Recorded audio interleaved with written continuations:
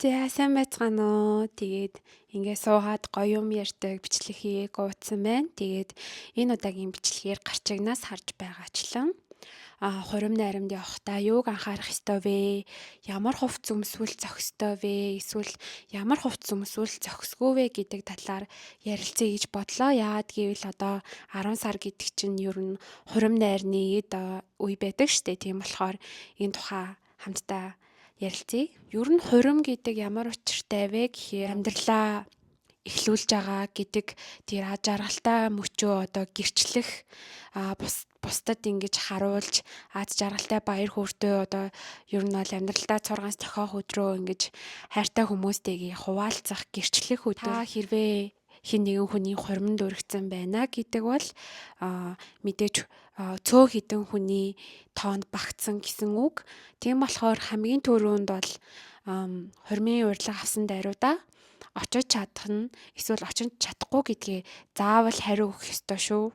Тэгэхгүй бол хосууд хурим хийхээ өмнө одоо сандал ширээ, хүмүүсийн суудал, хоол гэд бүх юмыг нарийн төлөвлөдөг болохоор хариугаа ер нь бол аль болох хурдан өгөхийг хичээж байгаарэ.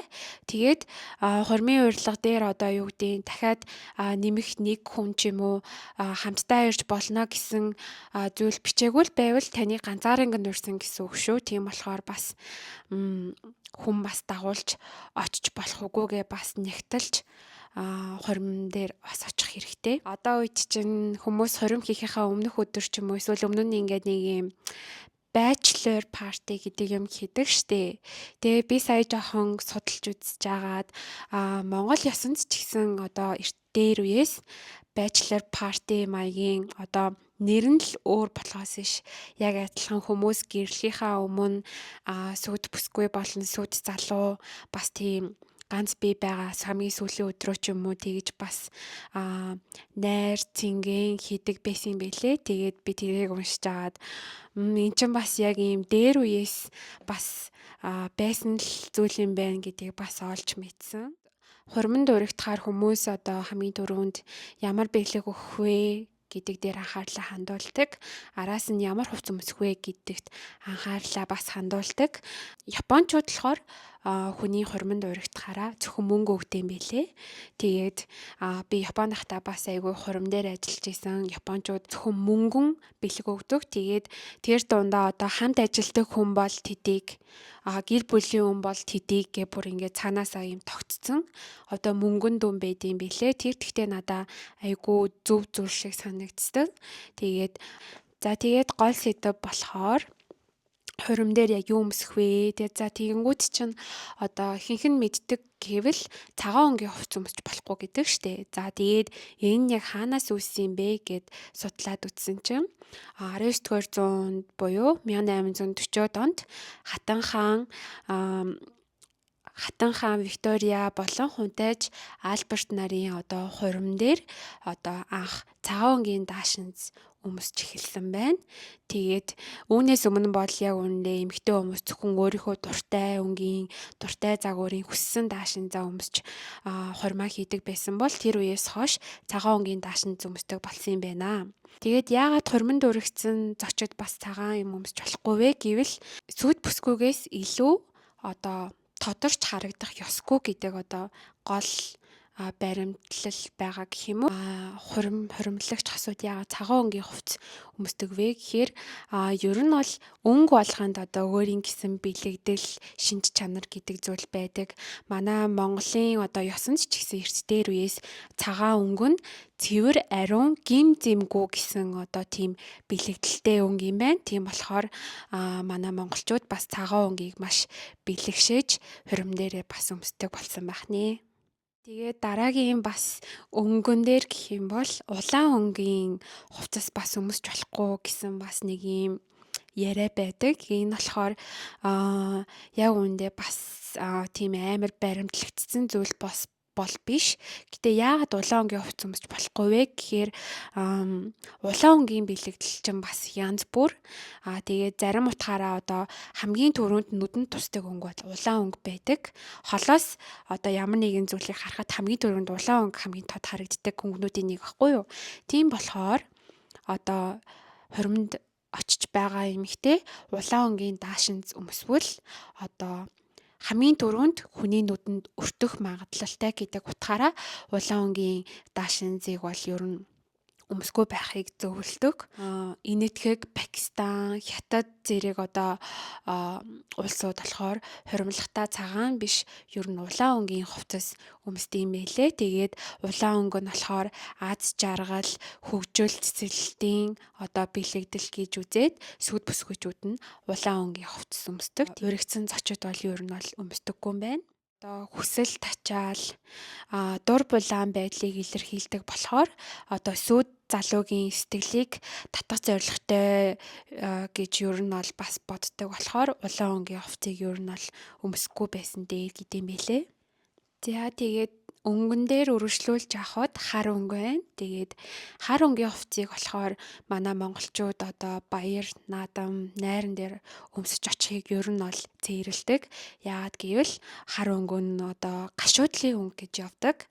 Тийм болохоор хурим дээр ч юм уу баяр, найр дээр хар өнгийн хувцс өмсөж ер нь очихыг ер нь бол айгүй зохисчгүй гэж үздэг. Тэгээд бас анзаараад тахад Японд хүмүүний оршуулгын ёслол дээр очихдоо бүгдээрээ хав хар өнгийн хувцс өмсдөг. Тэгээд энэ ч гэсэн ер нь цаагаараа баяр наадам хүний одоо аз жаргалтай мөчийг хуваалцах гэж очиж байгаа болохоор ер нь хар өнгийн хувцс өмсөхийг ер нь бол зохисгүй гэж үздэг юм байлээ. Тэгтээ одоо юу гэдэг зөвхөн Монгол хэм маягаа дагахгүй эсвэл бас барууны хэм маягаа дагахгүй гэдгээс бас шалтгаална. Яагаад гэвэл барууны хэм маяг нь бол хар өнгийн костюм бижаг өмсч очих нь бол одоо мэдээж хамгийн энгийн одоо хамгийн сонгож болох хувилбар байдаг. Тийм болохоор бас ер нь яг аль ёс заншлаа дагахгүй гэдгээс бас ер нь хамаарах юм байлээ. За тэгэхээр ерөнхийдөө бол яг бүр бичигдсэн хууль биш ч гэсэндээ бас улаан болон хар өнгийн хувцас өмсөх нь ер нь жоохон тохиромжгүй байх нь байна. Тийм болохоор аль болох энэ өнгөнүүдээс зайлс хийж хувцаслах хэрэгтэй. Тэгээд ер нь бол өдрийн одоо баяр найрандаа бол арай жоохон цайвар өнгийн хувцас өмсөөд одоо жоохон үдшилэг оройн одоо партид очихдаа бол бага зэрэг бараан тоонтой өнгийн хувцас өмсөхийг бол ер нь зөвлөд юм байна. Хуримлагч хосууд урилган дээрээ ямар нэгэн dress code бичсэн байвал яг dress code-ийн дагуу хувцаслах хэрэгтэй. Одоо жишээлбэл black tie, formal, semi formal, casual ч юм уу те эсвэл гоё үндэсний хэм маягтай ч юм уу те тэгж бичсэн байвал яг түүний дагуу хувцаслаж очих хэрэгтэй гэсэн үг. За тэгээд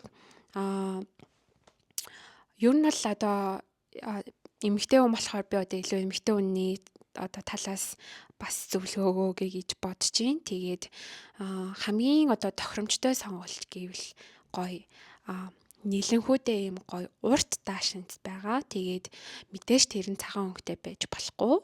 Бас хит задгаа байж болохгүй. Эсвэл одоо хитрхи одоо зуны шинж хэм маягтай байж болохгүй. Гэтээ одоо dress code нь casual гэвэл харин зуны юм гоё дресснүүд байж болно. Гэхдээ хит зуны болон хит задгаа хувцас бол ер нь их тохиромжгүй гэж үздэг. Одоо нэвт гэрэлтсэн ч юм уу тиймэрхүү хитрхи одоо задгаа дресс өмсөхийг бол ер нь бол тохиромжгүй гэж үздэг. Задгаа хувцас өмсч болохгүй вэ гэвэл мэдээж одоо хурим найранд чинь настай хүмүүс маш олноороо урагдаж ирдэг. Тийм болохоор настай хүмүүсийг ч гэсэн хүндлээд хит задгай болон нэвт гэрэлтсэн тийм даашинз өмсгөө байх хэрэгтэй. Мэдээж өмдний хувьд гэвэл мэдээж өмд өмсч болно.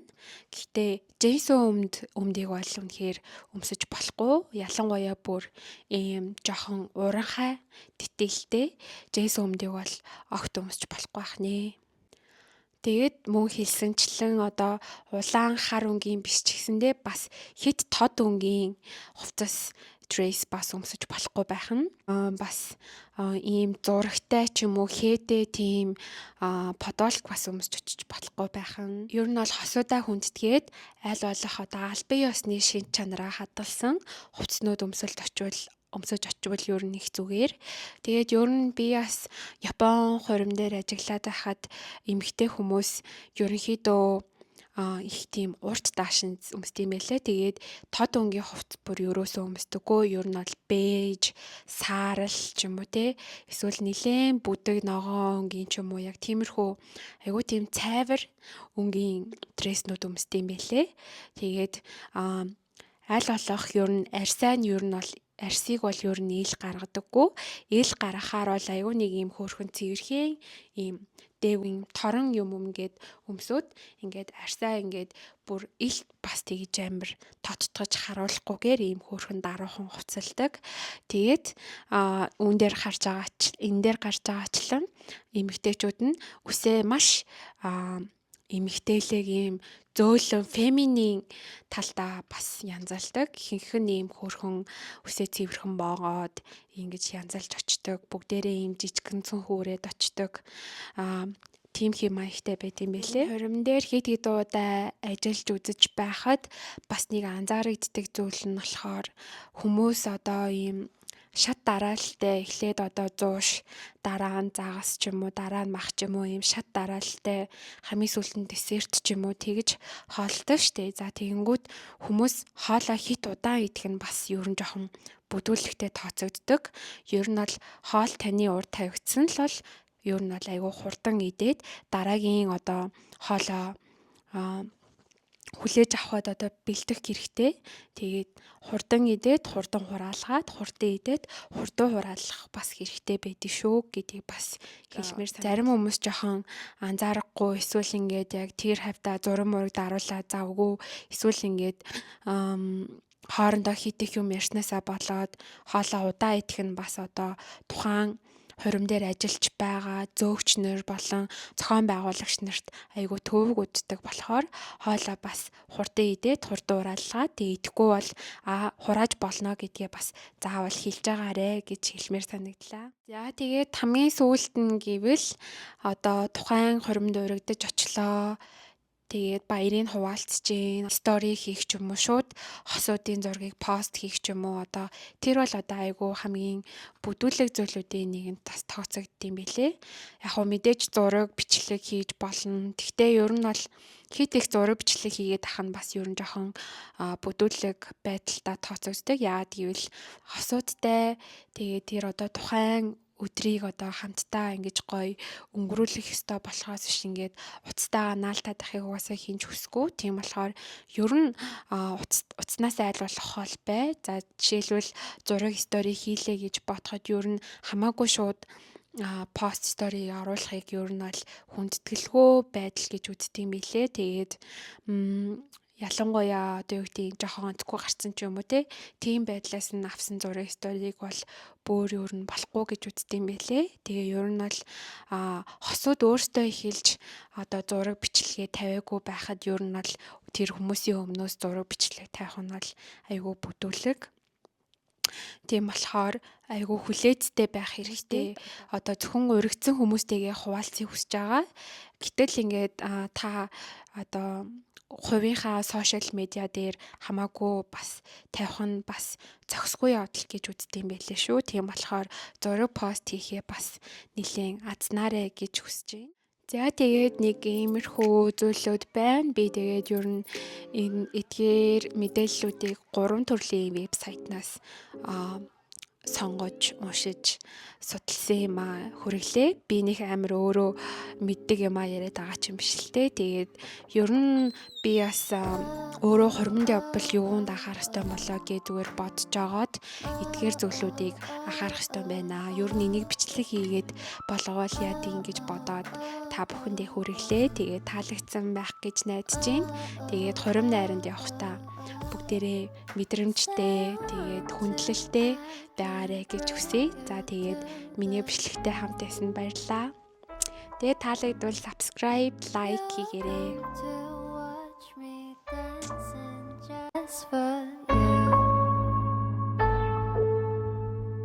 깊은 바다 속에서 널 데리러 왔어. 어째 너는 이제